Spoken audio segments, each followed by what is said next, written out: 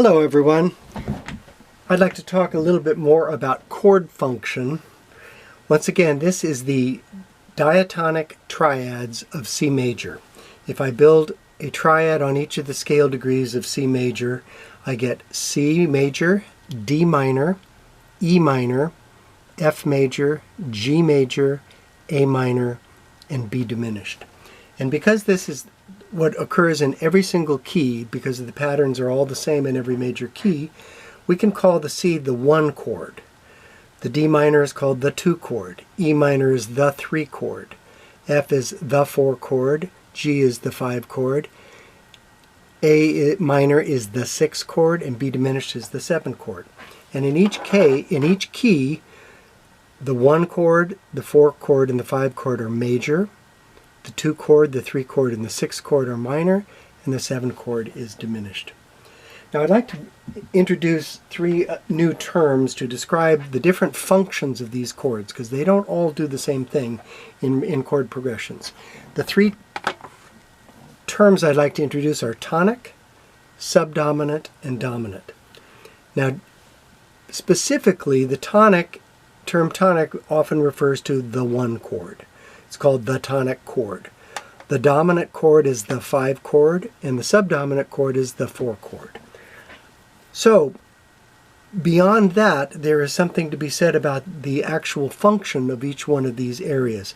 Tonic is an area of resolution, where it's restful. Dominant is a type of chord where there is tension. So if we move from a dominant to a tonic chord, there's a feeling of tension, resolution. The subdominant is more transitional. A lot of chord progressions will move from tonic to subdominant to dominant to tonic. So we get a feeling of resolution, transition, tension, and then the resolution again. So let me play this in the key of C. I'll go C, F, G, and then C. And if you'll feel that there's a feeling of resolution on the C chord, and there's more tension on the G chord. The F is sort of in between. Here's C, F, G,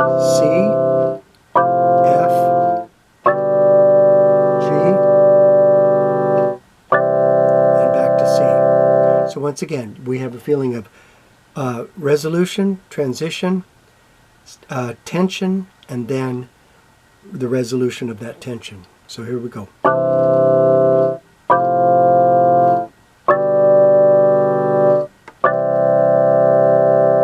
Now we can go backwards on this. We can go from tonic to dominant to subdominant, back to tonic.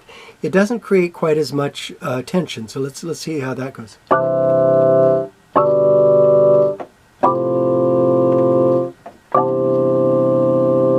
It's a little bit more of a restful progression. It doesn't have quite as much tension and resolution as it does when we go from tonic to subdominant to dominant, and then I'll hold the dominant and then we'll resolve it to the tonic.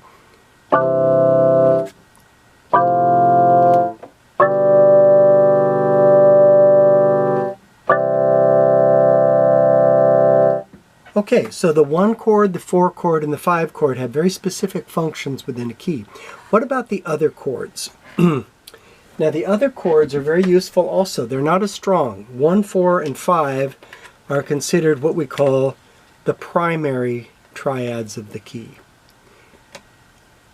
So this is tonic, this is subdominant, and this is dominant. All right.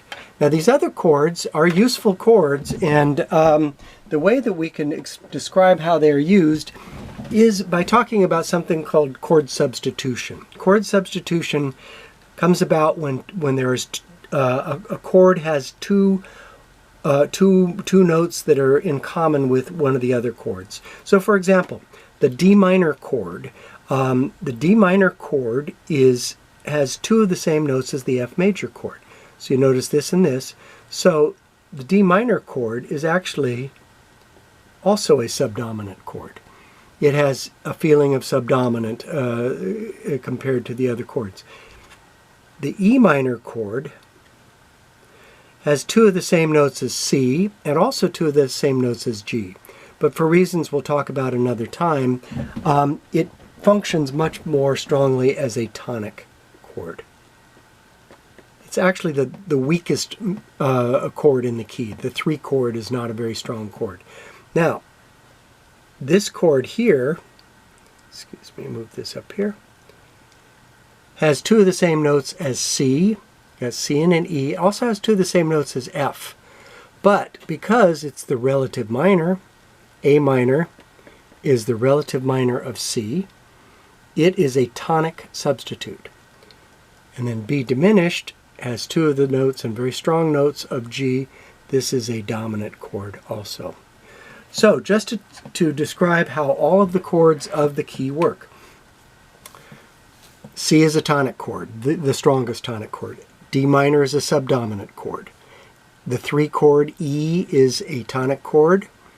The 4 chord F is subdominant. The 5 chord G is a very strong dominant. A minor is a tonic substitute, and B diminished is a dominant substitute. And that's how all of the chords of a particular key will work. So let's go back to this here, and we'll put those in.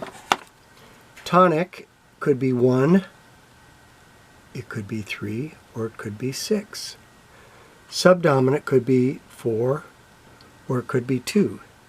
And the dominant could be 5, or it could be 7. So once again, if I move this from tonic, subdominant to dominant, you'll still get the feeling of building up tension and then resolving it here. So let me try something. I will go 3, 2, 5, 1.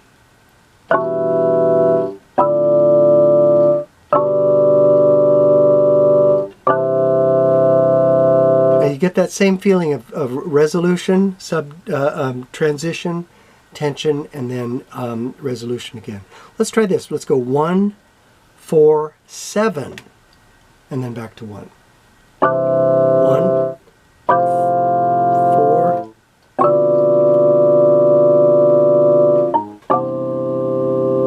Okay, how about 1, 2, 5, 6?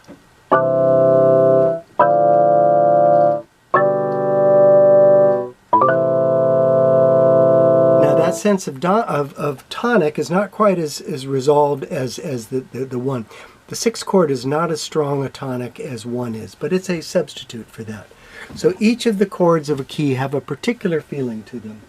I'd like to introduce something else here tonight, and that is something called the diatonic circle of fifths. Now, we've spent a lot of time talking about the circle of fifths, and you all know about the circle of fifths very well. This one is a little different, as you may have noticed. In the circle of fifths that we have studied before, there are 12 points. That is called the perfect circle of fifths. Generally, we just say the circle of fifths because by default we're talking about the perfect circle of fifths. This is the diatonic circle of fifths. There's one for every key. The key of C has this one, so we're only using diatonic notes here. So let me take it this way. We're going to start with C, and we're going to go up a fifth and stay in the key of C. So from C, the note that is up a fifth from C in the key of C is G. Up a fifth from G in the key of C is D. Up a fifth from D is in the key of C is A. Up a fifth from A in the key of C is E. Up a fifth from E in the key of C is B. Now that looks like the circle of fifths we're familiar with. These are all perfect fifths. But here, up a fifth from B in the key of C is F. Now that is a diminished fifth, a tritone. Okay, it's not a perfect fifth, but it is a fifth that is in the key of C, and then back from F to C takes us back home. These are the notes that are found in the key of C. Again, this is a tritone here that kind of pulls things in a little bit more. If I were to go perfect fifths, I would go F sharp, and then I'd go to C sharp, and then to A flat, to E flat, B flat, and then I'd get back to F and back home. But we're taking a shortcut and getting back there sooner. Now, let's talk about the chords that are found in each key. All right? In the key of C, C, G, and F are all major chords. D, E, and A are minor chords. and B is a diminished chord.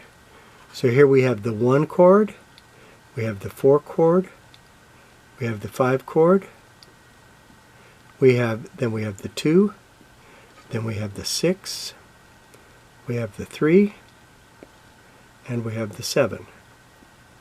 Okay?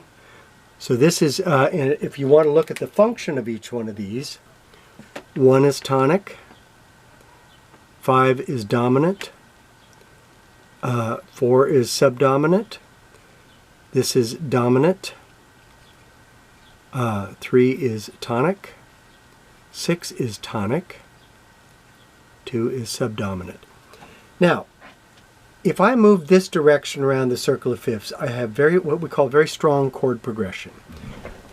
And something to keep in mind, the strongest movement from a chord to another chord, it's called root movement, in tonal music is down a fifth.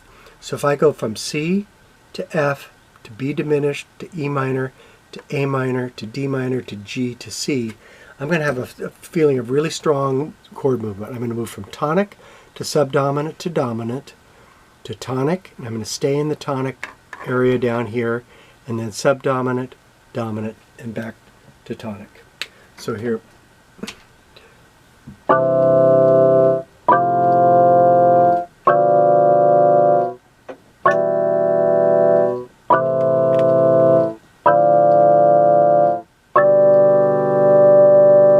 Hear how strong that feeling of tension is? Let me do that one more time.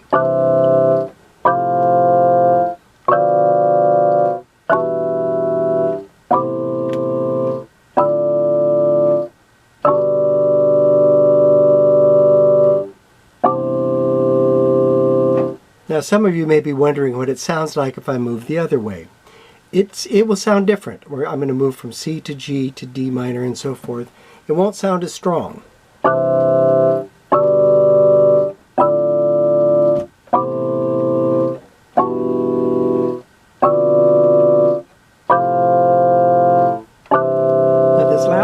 Sounds okay. It's called the Amen cadence. Amen. It's used a lot in church music, but the rest of it kind of falls apart. I mean, it's just not as strong.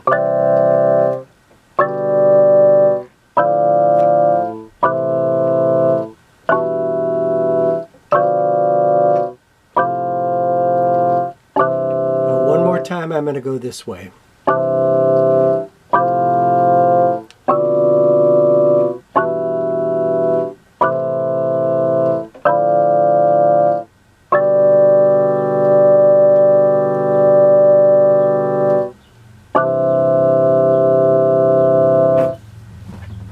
Until next time, bye-bye.